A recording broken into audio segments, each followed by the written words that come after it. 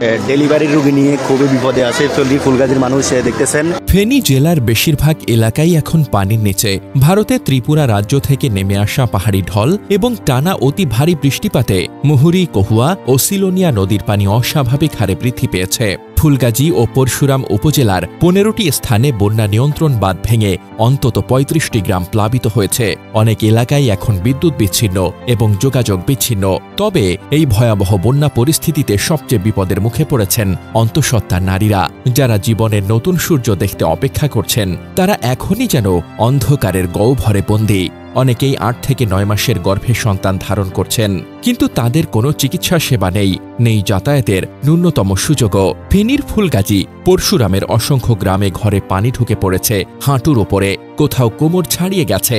এই অবস্থায় রিকশা, ভ্যান তো দূরের কথা, অ্যাম্বুলেন্স বা নৌকাও পৌঁছাতে পারছে না অনেক জায়গায়। কোনো জরুরি প্রয়োজনে বের হওয়া প্রায় অসম্ভব। এমন পরিস্থিতিতে অনেক নারী অসহ্য ব্যথা নিয়ে শুয়ে আছেন পানিবন্দী ঘরে, যেখানে এমনকি নিরাপদ খাবার বা বিশুদ্ধ পানির ব্যবস্থাও নেই। এ যেন এক দুঃস্বপ্ন, যেখানে জীবনের আশায় অপেক্ষমান মা নিজেই এখন মৃত্যু ভয়ের মুখোমুখি। সন্তান জন্ম দেবে কিনা তার আগেই হয়তো সংকট কেড়ে নেবে সব সম্ভাবনা। প্রশাসনের কাছে আকুল আবেদন, এই দুর্যোগে অন্তঃসত্ত্বা নারীদের বিশেষ গুরুত্ব দিয়ে জরুরি চিকিৎসা ও সহায়তা পৌঁছে দেওয়ার ব্যবস্থা হোক।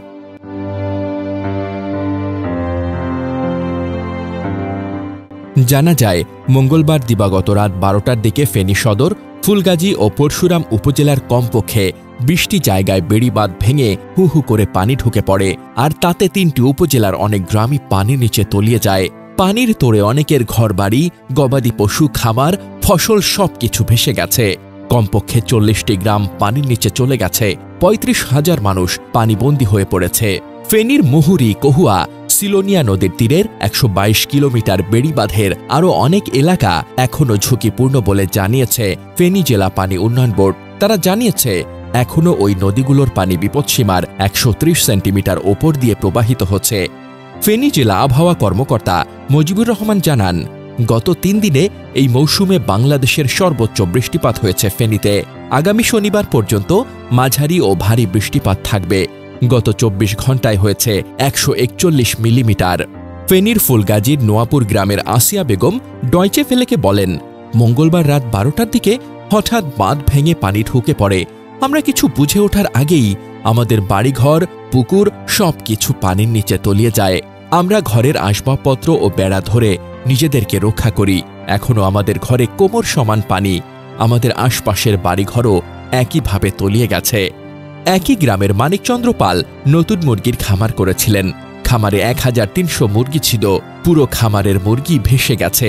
তিনি কান্না জড়িত কণ্ঠে ডয়চে ভেলেকে বলেন, আমার সব শেষ হয়ে গেছে, এখন আর আমার কিছুই নেই। এই গ্রামের আর সবার অবস্থাও একই রকম। আমরা এখন পানিবন্দী আছি। তার কথা, বেড়িবাঁধ না ভাঙলে এই অবস্থা হতো না। আমরা ইট বালু দিয়ে বাঁধ রক্ষা করতে চেয়েছিলাম, কিন্তু পারিনি।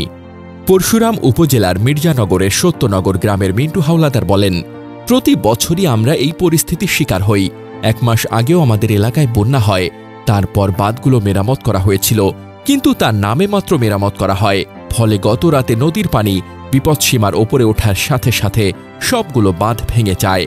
এখন পুরো এলাকার মানুষ পানিবন্দী। আমরা কোথাও যেতে পারছি না, আর কেউ আমাদের খোঁজও নিচ্ছে না। আমাদের বলতে গেলে সবকিছু পানিতে ভেসে গেছে, বলেন তিনি। বন্যা পূর্বাভাস কেন্দ্রের নির্বাহী প্রকৌশলী পার্থপ্রতিম জানান, ফেনীর বন্যা ভারী বৃষ্টি ও উজানের পানি পরে যোগ হওয়ার কারণে হয়েছে। ফেনীতে মঙ্গলবার প্রায় 400 মিলিমিটার বৃষ্টি হয়েছে। বৃষ্টি কমছে, পানি নেমে যাবে। উপকূলীয় অঞ্চলেও ভারী বৃষ্টিপাত আছে, সেখানে পানি কিছুটা প্লাবিত হচ্ছে। কয়েকটি নদীর পানি এখনও বিপদসীমার ওপরে আছে, তবে পানি কমছে। ঢাকার আবহাওয়া অধিদপ্তরের আবহাওয়াবিদ কাজী জেবুন্নেসা ডয়চে ভেলেকে বলেন, ভারী বৃষ্টি কমে আসছে, বন্যা পরিস্থিতির উন্নতি হবে।